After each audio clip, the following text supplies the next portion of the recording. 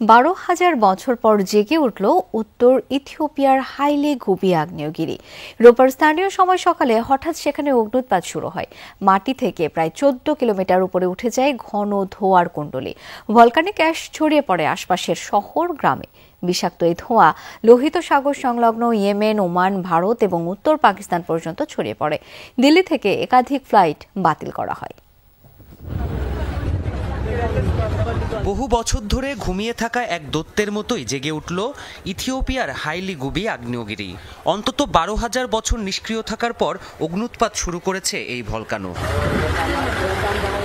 ইথিওপিয়ার উত্তরাঞ্চলীয় আফার প্রদেশের এরতায়েলে পর্বতমালায় হাইলি গুবির অবস্থান।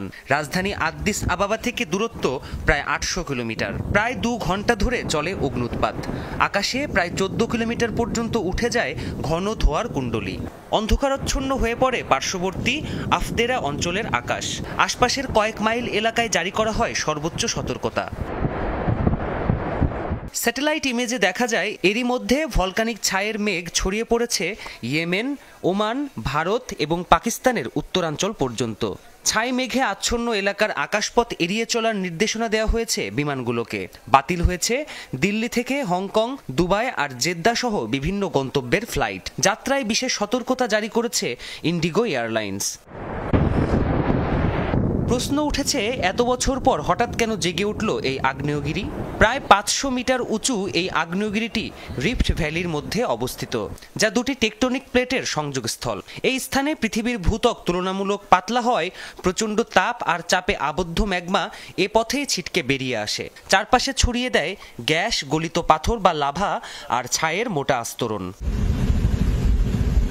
অগ্ন্যুৎপাতের ঘটনায় এখনও হতাহতের কোনো খবর পাওয়া যায়নি, তবে ব্যাপক আর্থিক ক্ষতির সম্মুখীন হতে পারেন স্থানীয় বাসিন্দা আর পশুপালকেরা।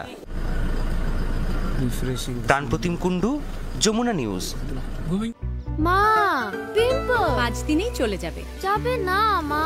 যাবে। নিমের ৫ অংশের পাওয়ারে ৫ দিনেই দূর হবে পিম্পল। হিমালয়া পিউরিফাইং নিম ফেস ওয়াশ।